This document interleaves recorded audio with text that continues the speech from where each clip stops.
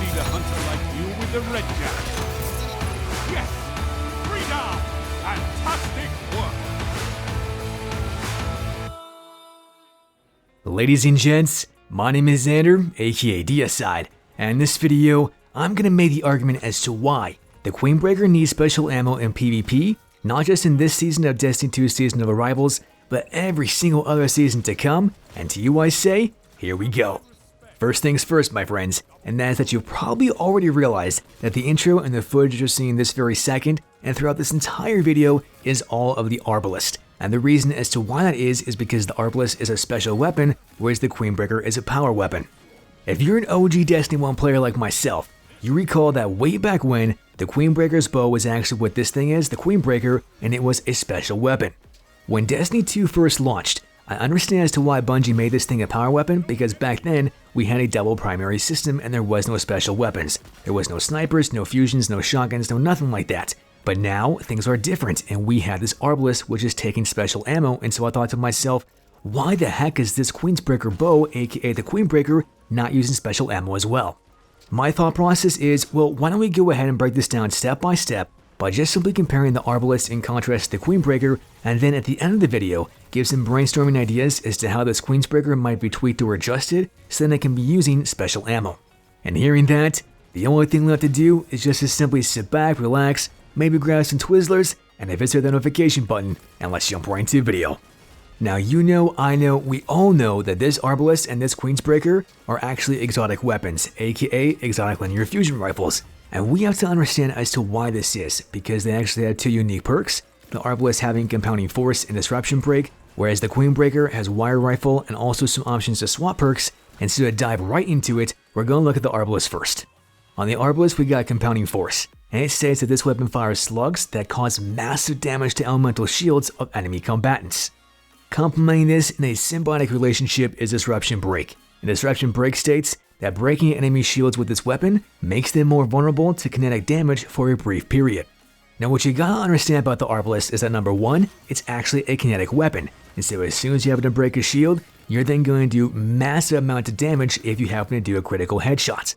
To be more precise, you're then going to do 497 points of damage per crit, and that's more than enough damage to down every single super in the entire game. But enough about that, we'll come back to damage values in just a few seconds, and rather I want to come back to the Queenbreaker and more specifically, wire rifle. Wire rifle states that this weapon fires a long-range arc bolt that blinds enemies on a hit.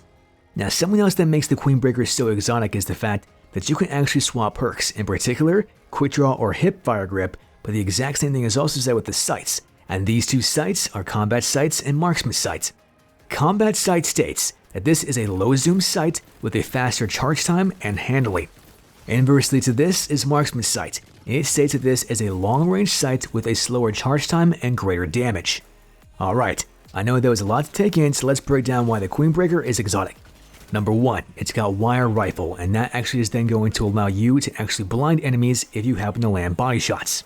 Secondly, it can then have quick draw or hip fire grip. Depending upon what kind of playstyle that you have, both those two perks are going to be excellent and they can fit whichever one of those two things that you like to have. Thirdly, it's then got combat sights and marksman sights, and both those two things are going to have a significant role in the weapon, not just in terms of their zoom factors, but more importantly, their aim assistance as well as their charge times. Now we'll come back to the aim assistance part in just a little bit, but as far as that charge time goes, when you happen to use marksman sights, that charge time is at 0.63 seconds or 633 milliseconds, but the same thing is not said for the combat sights, as that's 0.3 seconds for a charge time or 300 milliseconds. To kind of put that into perspective for you, the Arbalest has a charge time of 533 milliseconds or 0.53 seconds just to get one shot off. In hearing every single one of those charge times, you might be thinking, okay, well, what exactly does this mean in terms of the weapon's actual TTKs? That is an oh so wonderful and spectacular question, Diaslayers, and to put this all into one simple clean sheet, here's the weapon's TTK stats right there on screen. Upon first inspection, I want to clarify one thing, and that is that I am assuming that when you're using these weapons, you are then going to pre-charge, and when this is the case, those optimal time to kills are then going to be instantaneous. If you're not pre-charging, then of course these things are not going to apply, and rather the body shot TTK that you're seeing is having the same assumption, but if you're not pre-charging, Then just take an additional 0.63 seconds for the marksman sight in the left, 0.3 seconds for the combat sight in the center, and 0.53 seconds for the arbalest on the right hand side. And clarifying that up, the next thing that I want you to take note is that each one of these critical damage outputs is very different.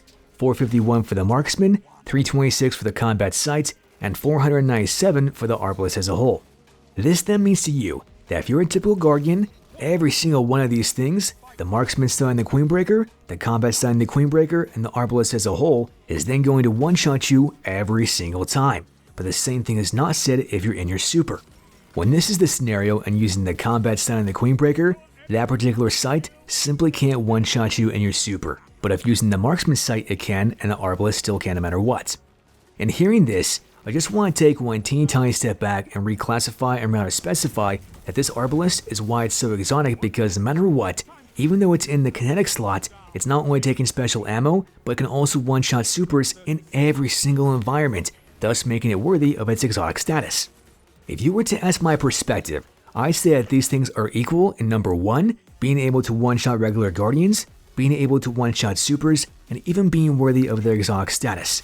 But something that might not be so equal, or rather they might be equal, we're going to find out, is actually looking at these weapons-based stats, and in particular, really specifying on one of 3 categories, rather range, stability, and aim assistance. As I put all these weapons-based stats up on screen right now, you're then going to see the marksman sight Queenbreaker on the left, the combat sight Queenbreaker in the center, and the arbalest as a whole on the right hand side. When looking at range differences, their ranges really actually aren't that different, as you're then going to find 70, 55, and 62 respectively across the board. But something that's actually more significant than this is the stability stat, as both the Queenbreaker with either sight is then going to be at 92, whereas the arbalest is only at 60. Going down just a tiny bit further, you're then going to see the biggest and most colossal difference, and that is aim assistance, because the marksman sight has one at 60, the combat sight has one at 100 out of 100, and the arbalest also has one at 61, comparable to that of the marksman. In essence, what all these numbers and fluff garbage shenanigans means to you is that these 3 weapons are designed to be used in different types of range engagements. The marksman sight's meant to be used at long range, the combat sight's meant to be used in close range, and the arbalest is actually kind of meant to be used in between. And even though that aim assistance is only at 61 on the arbalest, let me just say that aim assistance is a little bit deceiving, as I'm actually able to land shots when I shouldn't be, simply because of that one stat, aka the aim assistance. Now, what I've said in my videos time and time again is that range is directly correlated to bullet magnetism, and this is then also going to be shown to you this very second by looking at these weapons in private matches within these upcoming 15 meter and 30 meter bullet magnetism tests. As I speed up all these tests, what you're then going to understand at first is that all these weapons are still exotic, and so to be honest with you, I have my very good friend Blitz here use his Darcy and then measure these distances of 15 meters and 30 meters. What you're also then going to realize is that on the right hand side of the head, both the arbalest and the combat sight are acting almost identical in the 15 meter ranges, because on the right side of the head, they pretty much hit just above the shoulder, but on the top side of the head, they were able to hit just below the health bar. However, the marksman sight with the Queenbreaker didn't quite have as good of a result in the 15 meter test cases, both on the right hand side and the top side of the head. But then I got curious and thought to myself, okay, is this going to be happening at 30 meters? Let's find out. Almost identically to the 15 meter test case, both the arbalest and the combat Queenbreaker sight were almost functioning the exact same way, because on the right hand side of the head, they were actually able to land shots just outside a little bit of the shoulder, but then on the top side of the head, they were actually able to land shots inside the health bar, but not quite exceeding it. Things were a little bit different, and I actually saw that the marksman sight was still doing a little bit less than what I would have liked on the right hand side of the head and on the top side of the head, because it couldn't quite hit the ranges, at least in terms of bullet magnetism, that both the combat sight and the arbalest could do as a whole. Is this good or bad? Well, let's put it this way. When you're talking about ranges in which these weapons are meant to be used in, I would actually think that the combat sight and the arbalest are meant to be then used in those closer range engagements. But in reality, both these two sights could do better at longer ranges than what the marksman sight could, and I think that this should be tweaked, but more about that in just a few minutes. Now, the very last thing that I wanted to show you was actually somewhat of a hipfire test to kind of see as to how much each one of these recoils was functioning then on both the Arbalest and the Queenbreaker, but I also want to see if there was going to be any bloom with each one of these two weapons. As you see these tests in real time, the Queenbreaker is going to have a significant and or colossal amount of recoil going up and up and up every single time. But the Arbalest was the exact opposite, as it was actually having a much more controlled recoil, aka more consistency. Now, something else that I noticed that you probably also noticed as well is that both of these reticles for both of those two weapons was not moving at all. And this then tells me that there's pretty much no bloom when using these two linear fusion rifles, and I'm not entirely 100% sure if this is going to be the case across the board for all linear fusion rifles, but I'm going to assume that is. Yet if you know for 110% certainty, then by all means, please let me know that down in the comment section below. Alrighty my friends, now that you've seen all these test cases and all the weapons base stats, as well as the weapons TTK factors and whether or not they're worthy of their exotic status, how they can one-shot supers and whatnot, I think that it's pretty safe to say that no matter which one of these two builds that you're then going to use, enemy guardians just might become a little bit salty. But let's be real, the Queenbreaker may or may not be ready to have actually special ammo as is, so here's why I'm going to recommend or rather suggest or rather even brainstorm some tweaks and changes that could be done to the weapon to have it be ready for the special ammo economy. 1.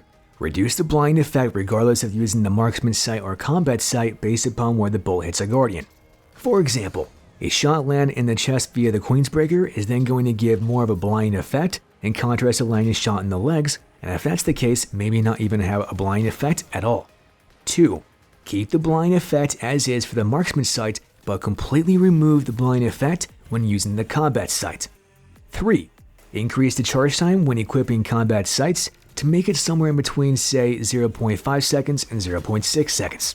As a power weapon, a 0.3 second charge time is fine and dandy, but at the same time, when you're talking about special ammo, that might not be quite so fair.